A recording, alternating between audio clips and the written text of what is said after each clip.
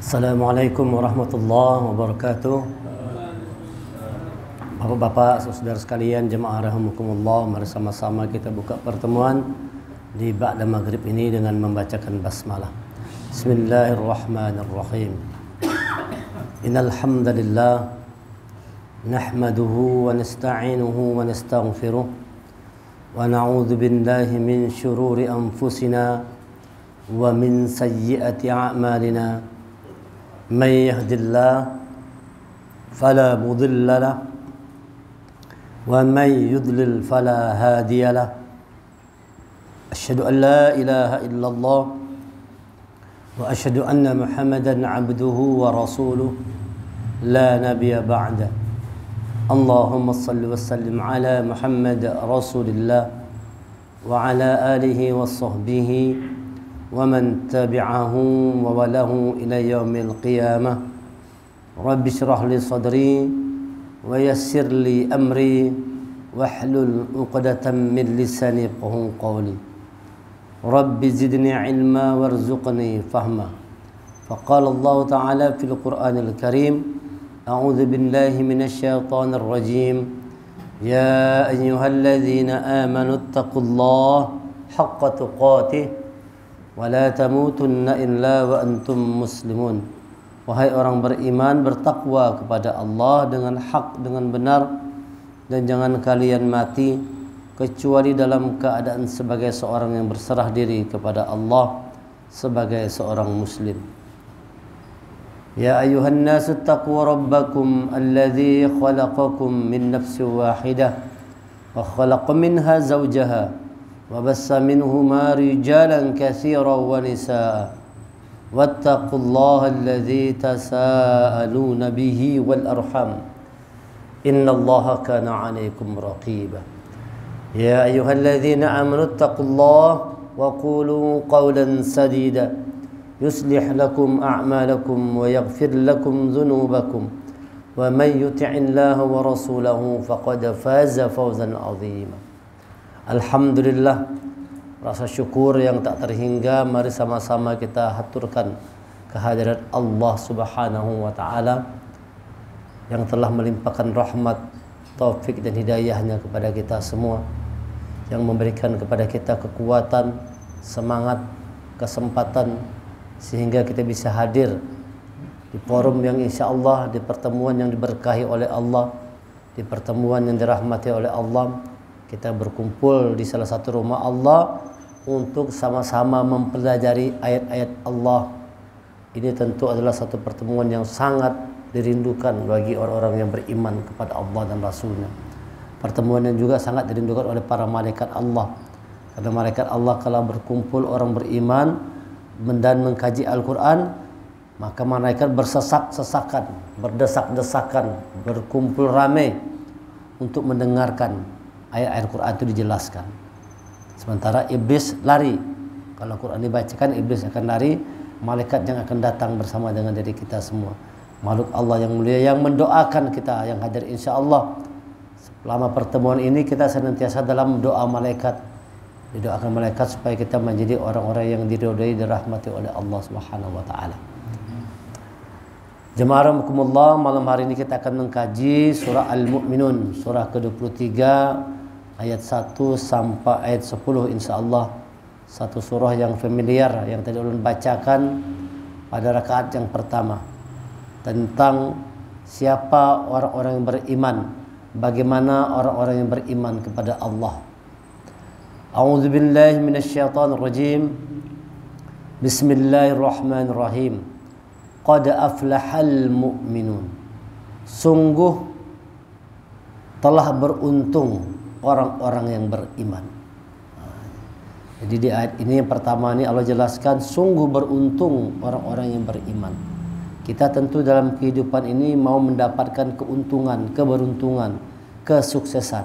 Modal utama adalah iman.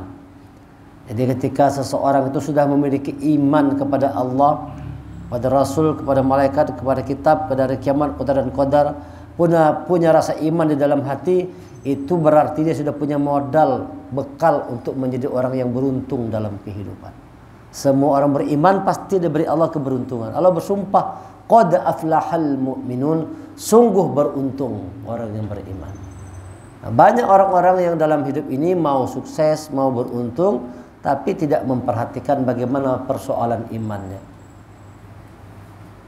Nah, jangan sampai kita pun termasuk orang-orang demikian.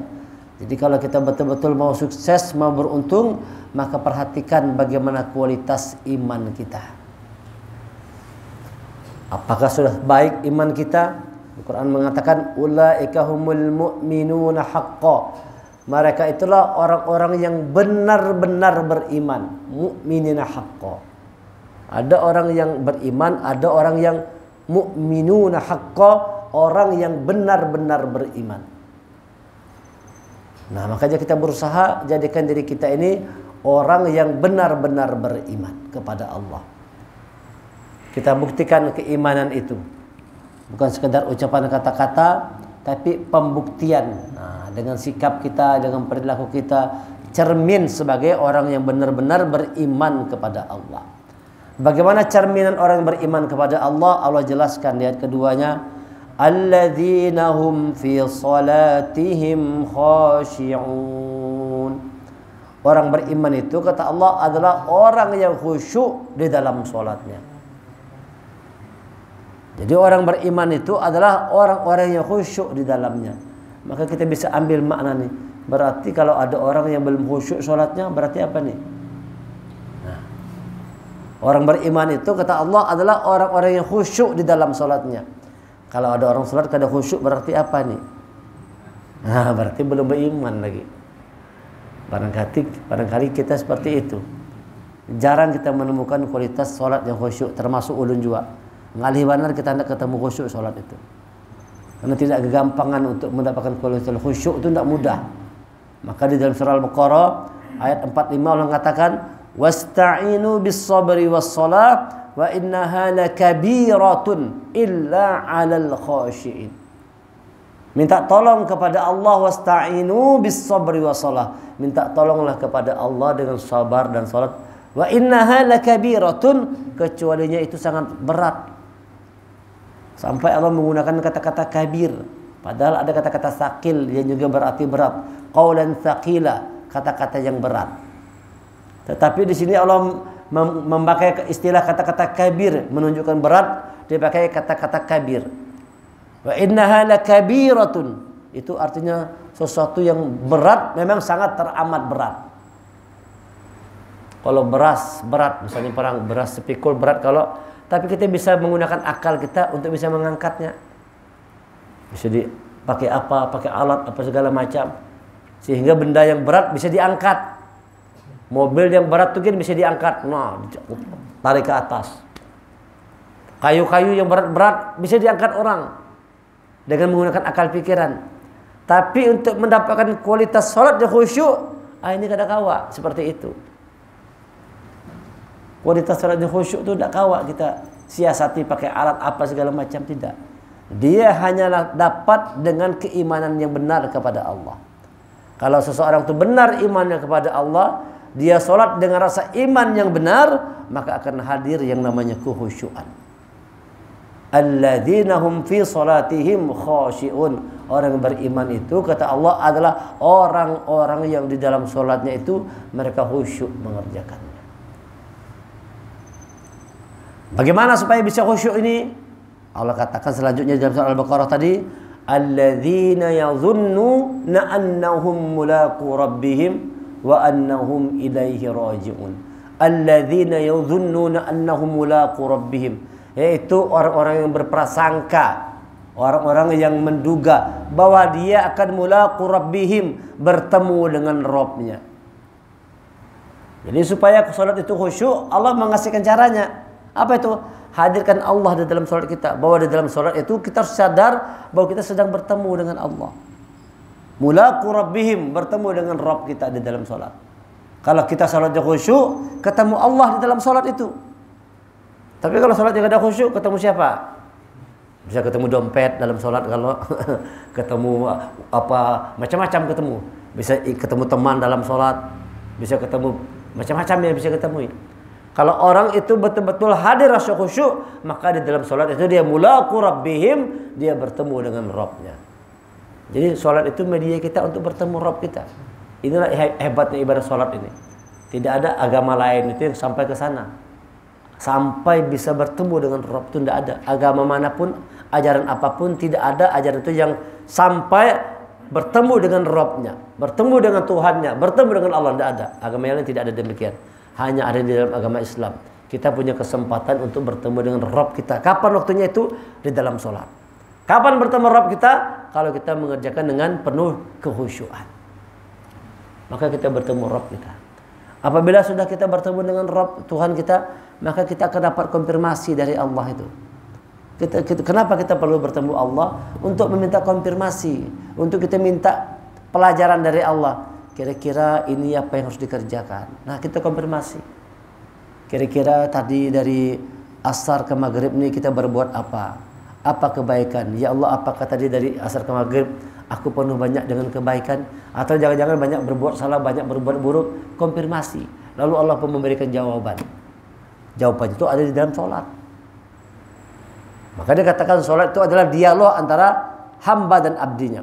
Ketika orang baca Fatihah, maka Allah menjawab apa perkataan abdinya kan? Iyyaka na'budu wa iyyaka nasta'in. Allah menjawab. Maliki yaumiddin. Allah menjawab.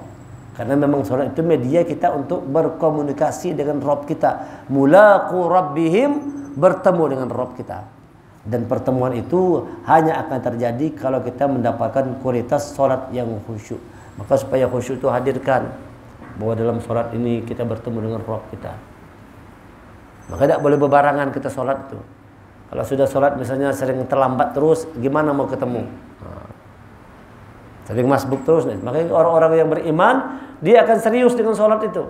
Orang-orang beriman akan menyikapi sholat itu dengan kesungguh-sungguhan. Sebelum orang koma itu sudah standby, sudah kadang mau datang terlambat, mempersiapkan diri dengan sungguh-sungguh itu. Dalam riwayat dijelaskan Ali bin Abi Thalib itu setiap kali berwudu mukanya pucat. Nah, mungkin kalian sudah pernah mendengar itu kan? Setiap kali Ali bin Abi Thalib berwudu mukanya pucat. Lalu sahabat bertanya, kenapa Ali muka kau pucat? Asal berwudu muka pucat. Kata Ali, karena aku sebentar lagi mau ketemu dengan Robku. Rasanya seperti itu. Maka ketika suatu saat Ali bin Abi Thalib kena panah dalam peperangan, di mana dia minta dicabutkan panahnya itu? Di dalam sholatnya. Nanti saat sholat cabut panahnya. Nah, bayangkan itu. Dan dia tidak merasakan sakit ketika dicabut panah. Saking khusyuk dengan sholatnya tadi. Sudah mulaqu rabbihim, bertemu dengan Rabb. Coba kalau kita, jangan kalau dicabut panah, digigit nyamuk kita sudah kayak ini, kita dalam sholat. Hanya digigit nyamuk kalau sudah terganggu kita. Bayangkan tuh, Ali bin Abi Thalib lagi sholat, dicabut anak panahnya tidak terasa. Tiba-tiba sudah selesai. Saking khusyuk jadi dalam sholat tadi. Ini orang beriman. Jadi orang yang beriman yang benar itu kata Allah, qad aflahal mu'minun, orang beriman yang beruntung itu adalah alladzina hum fi salatihim khashi'un, orang-orang yang khusyuk di dalam salatnya. Siapa orang yang khusyuk di dalam salat itu? Alladzina yadhunnuna annahum mulaqu rabbihim, orang-orang yang berprasangka, menduga bahwa dia bertemu dalam Rabb-nya itu. Dalam salat ketemu dengan Rabb-nya. Maka kita perlu persiapkan. Kalau kita mau ketemu sama cewek kita aja misalnya bahari kalau, atau kita mau lawas kada pulang ke rumah, kada ketemu istri, gimana kira-kira kita kalau mau ketemu istri? Siap-siap enggak? Pakai pakaian terbaik. Atau barangkali kalau kita mau ketemu dengan gubernur misalnya, mau enggak kita berbarangan kalau ketemu gubernur? Ketemu wali kota, mau enggak berbarangan kita? Kita pasti akan tampil dengan performance yang terbaik. Kenapa? Kita mau ketemu dengan orang besar, ketemu gubernur. Bagaimana kalau kita mau ketemu Allah? Ya, kayak apa mau ketemu Allah kalau orang datang masjid? Walaupun sah-sah aja. Datang berbaju oblong, baju kaos, kada bekerah, betul tulisan orang sini. Jarum super macam. Nah, kayak apa yang begitu mau ketemu? Ada kan gitu kan? Iya, kalau dibilang sah-sah enggak sah aja. Cuman sikap itu tidak menunjukkan keseriusan memang mau bertemu Allah. Padahal sholat itu media untuk bertemu Allah. Maka kita ketika dalam sholat itu disuruh kita sunnah pakai pakaian yang terbaik setiap kali memasuki masjid inda kulli. Surah Quran mengatakan gitu. Ya Bani Adam, wahai anak cucu Adam, pakai pakaianmu yang terbaik setiap kali memasuki masjid. Disuruh kita begitu. Setiap masuk masjid disuruh pakaian terbaik. Surah Al-A'raf ayat 31. A'udzubillahi minasyaitonirrajim. Ya bani Adam, khudzu zinatakum 'inda kulli masjid wa kulu washrabu wa la tusrifu innahu la yuhibbul musrifin. Wahai anak cucu Adam, pakailah pakaianmu yang bagus. Nah, kada boleh bebarangan masuk masjid nih. Suruh pakai yang bagus, yang rapi, yang bersih, yang wangi. Sunnah pakai wangi-wangi. Yang diperintah Allah nih. Ini perintah Allah. Wahai anak cucu Adam, pakailah. Perintah kada nih? Diperintahkan kita. Pakailah pakaianmu yang bagus pada setiap memasuki masjid. Suruh pakai baju yang bagus setiap masuk masjid. Jangan bebarangan. Jangan badan bau.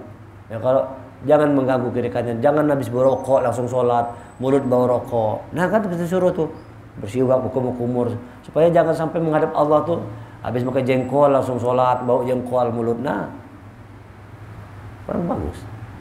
Jadi kita kalau menghadap Allah itu perlu persiapan diri yang baik. Jadi orang beriman itu menyikapi sholat itu sebagai sesuatu yang sangat penting, bahkan terpenting buat dirinya. Tidak bebarangan mengerjakan sholat, supaya dapat kualitas sholat yang khusyuk tadi.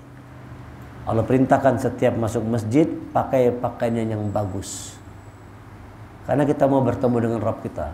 Alladzina yazunnuna annahum mulaqu rabbihim wa annahum ilaihi raji'un, dan sesungguhnya kepadanya lah kami kembali. Nah, jadi kita setiap sholat itu sadar, jangan-jangan ini sholat yang terakhir, jangan-jangan. Barangkali ini sholat kita yang terakhir. Lalu kita serius dengan sholat kita, menghadirkan kehusyuan itu. Nah, dan itu berat sekali. Untuk menghadirkan rasa khusyuk itu Allah katakan wa innaha lakabiratun, sungguh itu sangat berat.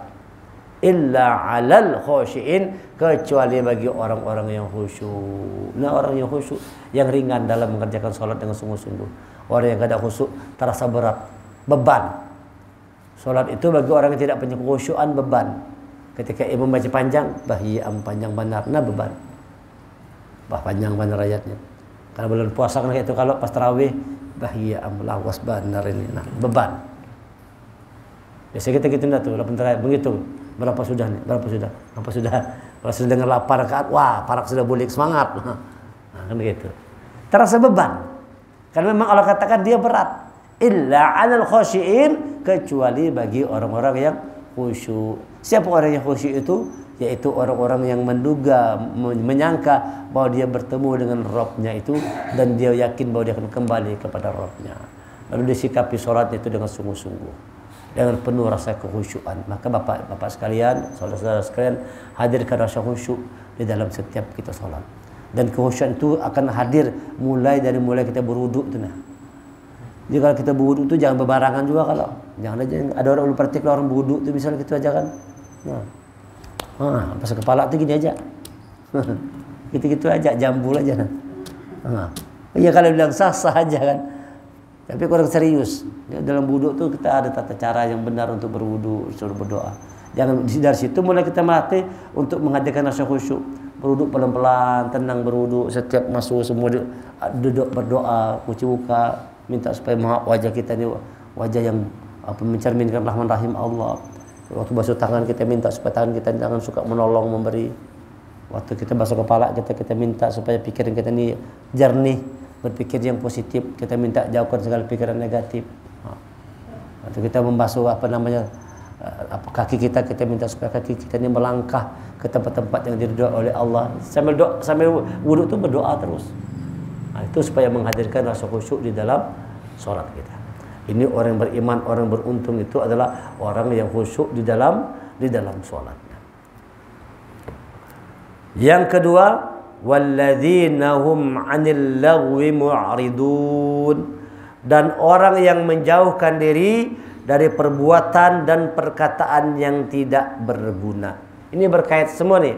Orang yang beriman yang beruntung itu adalah orang yang khusyuk di dalam sholatnya. Kalau orang itu khusyuk dalam sholatnya, akan hadir sikap seseorang itu yang menjauhkan dirinya dari perbuatan yang sia-sia, Jadi orang yang benar sholatnya, dia pasti meninggalkan perbuatan yang sia-sia, yang tidak berguna, yang tidak bermanfaat. Itu tidak mau orang yang khusyuk dalam sholat tadi. Maka dia katakan inna sholata tanha 'anil fahsya'i wal munkar. Sesungguhnya sholat itu mencegah dari perbuatan keji dan munkar. Kapan sholat itu mampu mencegah perbuatan keji dan munkar? Kalau kita kerjakan sholat dengan penuh kekhusyuan. Nah, makanya usahakan kita jangan tersinggung pian-pian lah, jangan tersinggung. Ulun bawa handphone juga, tapi ulun malas kada mau boleh masuk masjid bawa handphone. Tinggalkan di mobil, tinggalkan di motor. Apalagi misalnya kita sholat kalau kada susah tuh khusyuk tuh. Kita lagi sholat misalnya tiba-tiba kalau apalagi handphone depan kita. Nah kita baca tuh siapa nelpon ini susah. Jauh lebih bagus handphone misalnya diamankan, dimatikan dulu, silakan bawa ke dalam masjid musola. Tapi ketika hendak sholat matikan dia supaya jangan mengganggu kekhusyuan tadi. Kalau sudah berbunyi berdiri lawas pulang bunyinya tit. Kalau handphone berbunyi gitu cepat matikan, tangan kita gerak matikan langsung.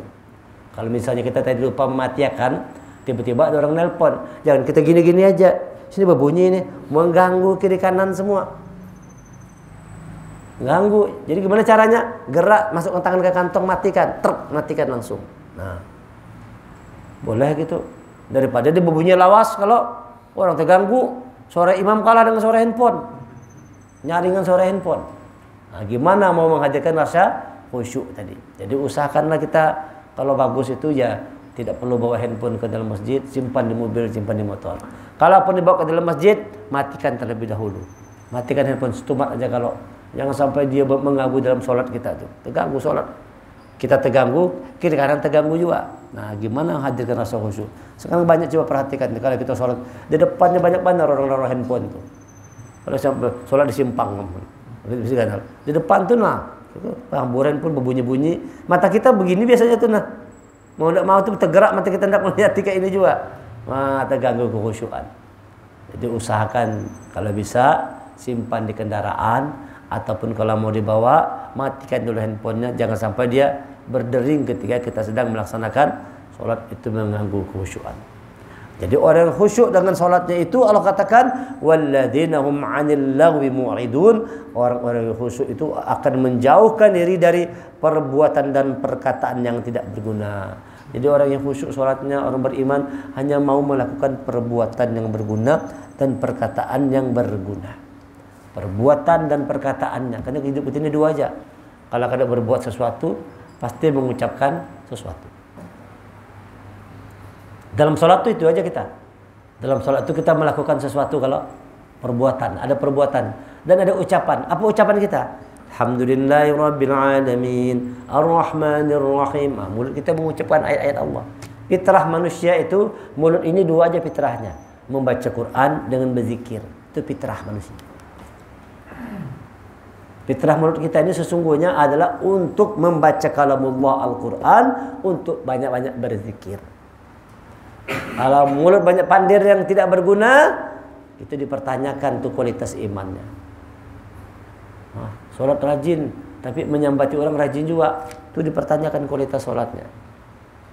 Sholat rajin, tapi membungkuli orang rajin juga. Nah, ini dipertanyakan kualitas sholatnya.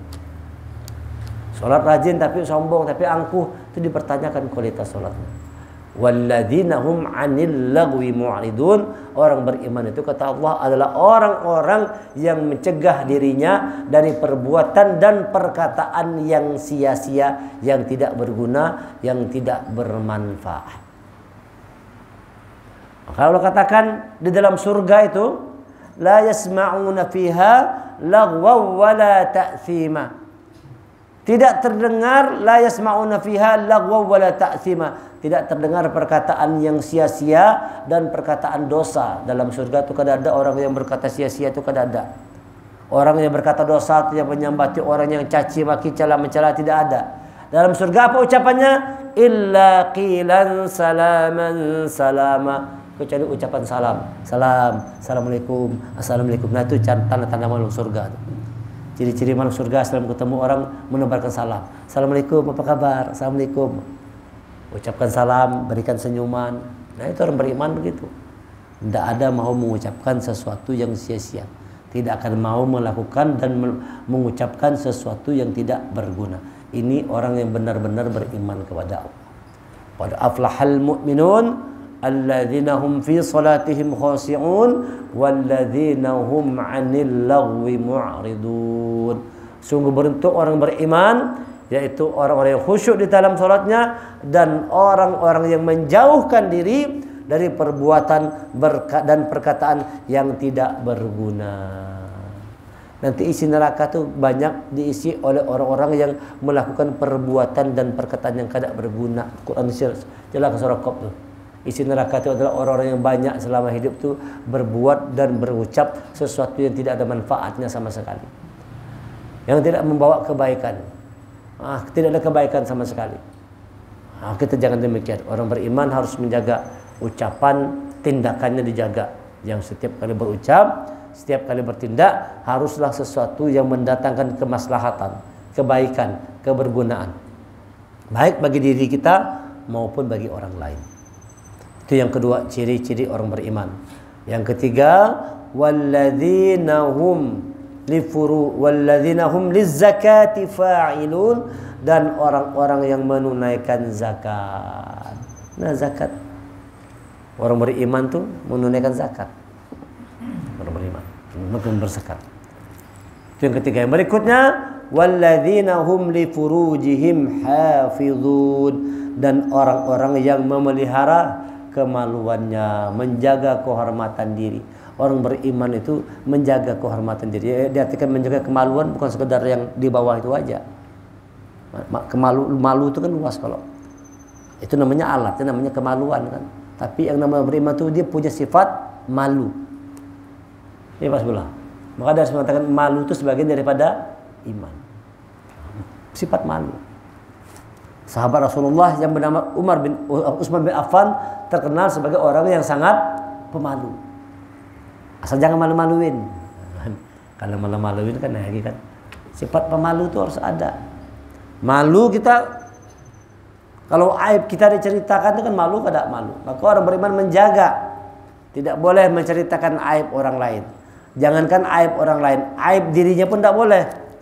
Aku bahari itu begini, tidak boleh itu. Allah tidak suka dengar. Jangan kita kira Allah suka dengan ucapan kita tuh.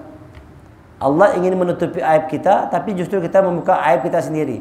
Dulu ulun bahari macal benar, ini, tidak perlu diceritakan. Masa lalu itu kan udah kisahkan, cukup jadi pelajaran. Allah tidak suka. Allah senang mendengar hal-hal yang baik. Allah senang mendengar hal-hal yang baik. Jadi masa lalu yang kada bagus itu jangan dikisahkan, jangan diceritakan. Tutup rapat-rapat, jangan ceritakan, jangan membuka aib diri sendiri. Aib diri sendiri aja kada boleh dibuka, apalagi aib orang lain. Nah, itu namanya harus ada sifat malu. Orang beriman itu menjaga kemaluannya. Orang beriman itu punya sifat malu. Orang beriman itu menjaga kehormatan dirinya. Minta-minta itu kada mau. Kenapa? Malu kada tuh. Orang beriman mana mau bagai itu tuh pasti ke orang yang kurang iman tuh. Atau barangkali kada punya iman, masih minta-minta ngemis di pinggir jalan. Kalau orang beriman dalam hatinya ada iman, pasti tidak mau begitu. Pasti tidak mau begitu. Uwais Al-Qarni, salah satu tabi'in, dia sejaman dengan Rasulullah tapi tidak pernah bertemu dengan Rasul. Namun Rasul berpesan kepada sahabatnya, kalau bertemu dengan orang yang namanya Uwais Al-Qarni, ada tanda putih telapak tangannya, mintakan doa dengan dia, karena doanya mustajab. Suatu saat Khalifah Umar bertemu dengan Uwais Al-Qarni, lalu dia minta doakan. Lalu Khalifah Umar hendak menjulung dari Baitul Mal, karena Uwais Al-Qarni adalah orang yang miskin. Jadi hendak menjulung sesuatu harta lah, membantu dari Baitul Mal. Kalau mau diterima oleh Uwais Al-Qarni, takut dia menerimanya. Lalu dia bilang kepada Khalifah Umar bin Khattab, mudah-mudahan kita jangan ketemu lagi, mudah-mudahan kita jangan ketemu lagi. Kenapa tidak mau ketemu lagi, kata Umar? Aku takut nanti kalau ketemu engkau mau memberiku sesuatu lagi. Saking begitu orang menjaga diri dari tidak mau meminta-minta. Dijulung orang aja masih mikir nerima. Nah, kalau orang-orangnya kan minta. Ya miskin ngemis ke jalan tapi kalau yang pejabat kan di kantor minta juga kada. Minta juga kan. Nah, bisa sama minta juga, cuman beda cara mintanya. di pinggir-pinggir jalan, nah orang rendah-rendahan minta-minta. Dia kata kantor, pejabat-pejabat minta juga. Minta apa dia? Minta proyek. Ada proyek dah, minta-minta juga ngarannya itu. Minta imbalan dan sebagainya. Minta juga, minta imbalan dan sebagainya. Orang beriman kata Allah menjaga diri, menjaga kehormatan, menjaga marwah dirinya benar-benar dijaga. Itu tanda orang yang beriman. Walladzina hum li furujihim hafizun. Orang-orang yang menjaga kemaluannya, yang memelihara kemaluannya. Illa ala azwajihim aw ma malakat aymanuhum fa innahum ghairu malumin.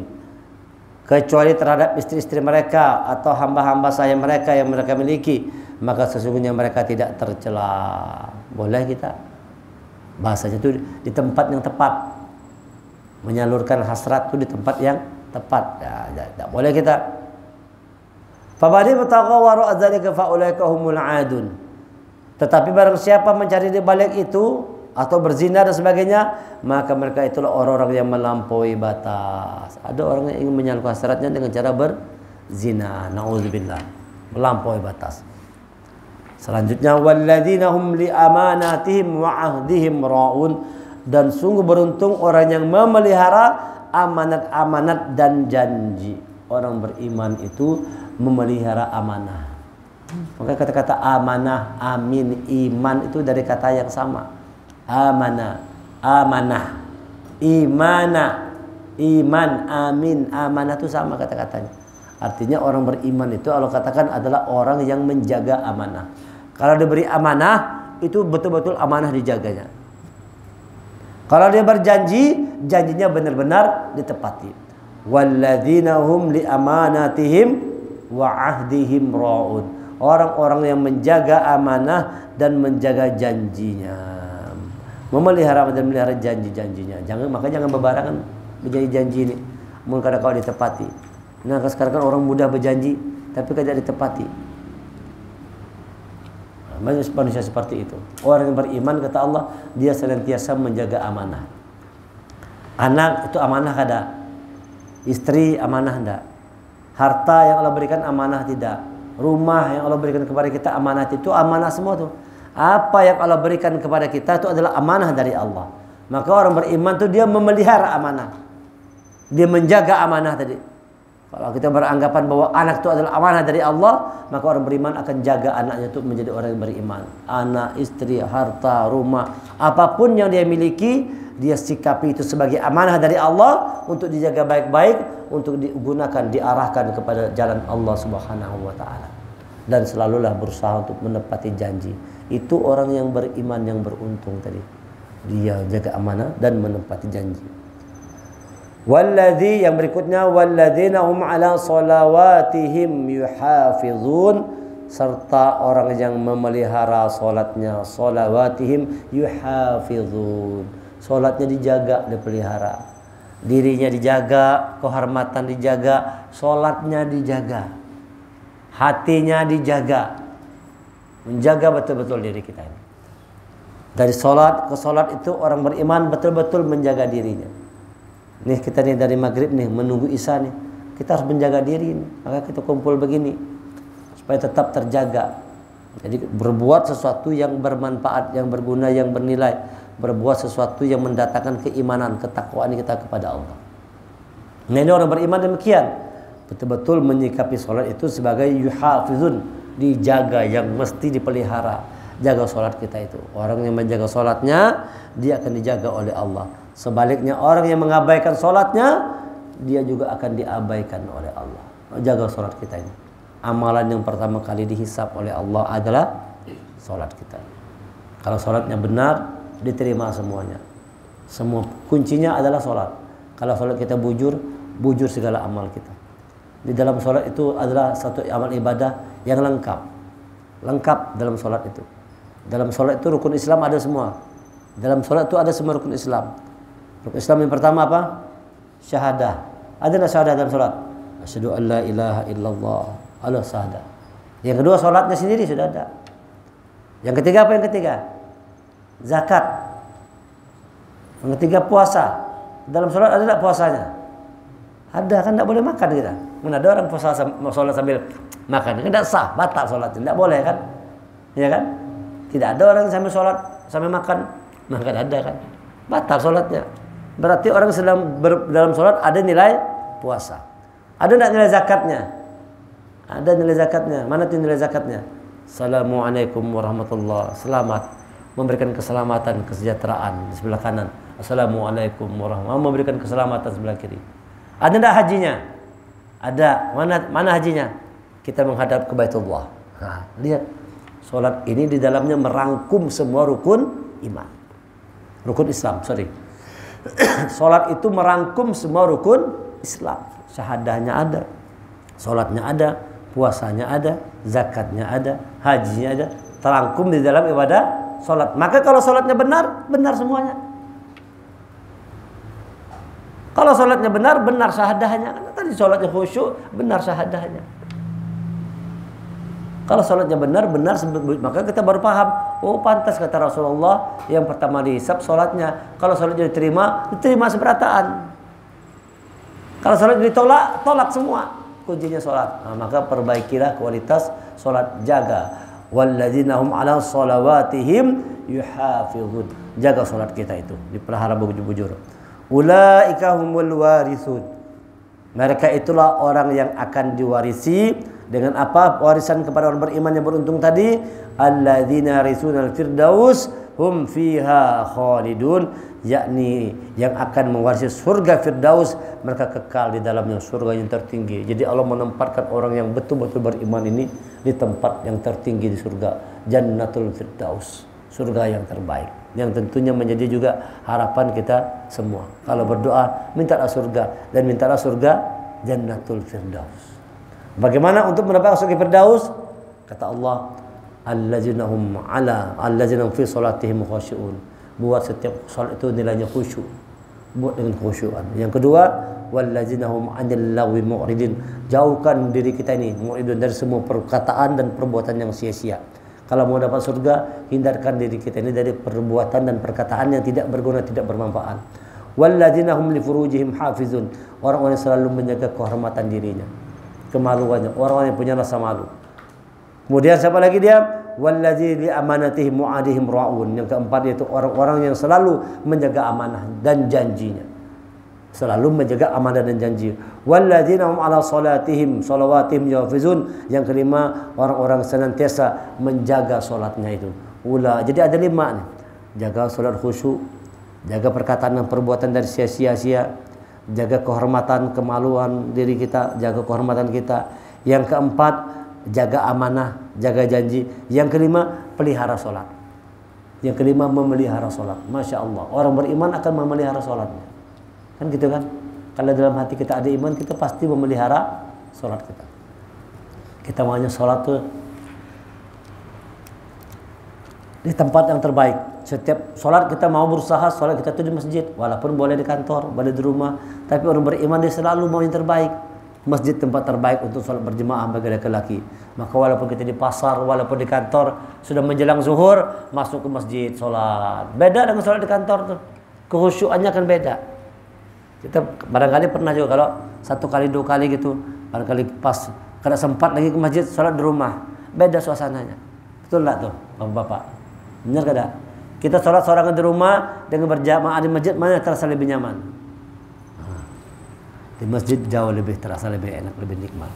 Mudah-mudahan Allah memberikan keberuntungan kepada kita semua, menjadikan kita semua termasuk golongan orang yang beriman, dengan senantiasa menjaga sholat kita untuk sampai pada kualitas khusyuk. Jaga sholat itu untuk sampai pada kualitas sholat yang khusyuk. Kemudian jaga perbuatan kita, jaga ucapan kita dari sesuatu yang sia-sia. Jadikan setiap kita bicara itu berguna, bermanfaat. Yang ketiga, walladzina hum lizakati fa'ilun. Suka nolong orang lain. Zakat itu bahasanya suka menolong orang lain. Orang beriman tuh senang nolong orang lain. Mudahkan tangan kita ini untuk menolong, membantu orang lain. Itu namanya nilai zakat, nolong orang lain. Walladzina hum li furujihim hafizun, menjaga kemaluan kita, kehormatan kita. Walladzina hum li amanatihim mu'adihim ra'un, menjaga amanah-amanah dan janji. Dan yang keenam, walladzina hum ala salawatihim yuhafizun. Kita pelihara, kita jaga salat kita itu untuk kita menjadi orang yang betul-betul berkualitas salatnya. Kalau salat kita itu kita perbaiki, maka diri kita pun akan diperbaiki oleh Allah. Jadi cerminan diri seseorang itu sebujurnya dia bisa dilihat bagaimana menyikapi salat. Ya. Kalau kita mau tahu bagaimana keadaan diri kita ini, lihat aja bagaimana cara kita menyikapi salat. Sudahkah salat itu kita sikapi sebagai sesuatu yang memang penting buat diri kita? Sungguh-sungguh tidak kita ngerjakannya? Serius tidak? Atau asal-asalan aja? Banyak juga orang asal-asalan, iya kan? Yang penting asal lepas salat, lepas kewajiban. Nah itu bagaimana mau khusyuk? Tidak mungkin dapat kualitas khusyuk kalau orang salatnya hanya sebatas lepas kewajiban. Mindsetnya dirubah. Kita salat itu dalam rangka kita untuk bertemu Allah.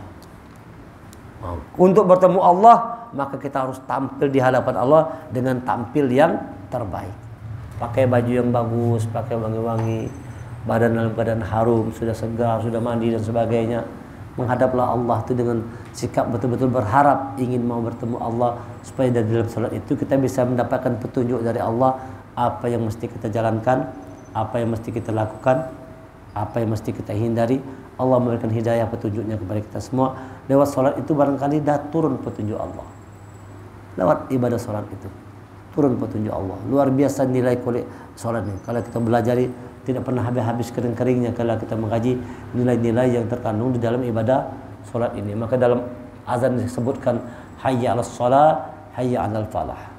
Ayo salat, ayo menang. Ayo salat, ayo beruntung. Nah, orang yang betul-betul menjaga salatnya, dia akan menjadi orang yang Allah berikan keberuntungan bagi dirinya dalam kehidupan dunia dan akhirat. Mudah-mudahan apa yang kita dengar dapat kita pahami, dan yang lebih penting lagi dapat kita amalkan. Dapat kita amalkan dalam kehidupan kita sehari-hari. Ini yang bisa disampaikan. Terima kasih segala perhatian. Mohon maaf segala kekurangan. Subhanakallahumma wa hamdika asyhadu an la ilaha illa anta astaghfiruka wa atubu ilaik. Assalamualaikum warahmatullahi wabarakatuh.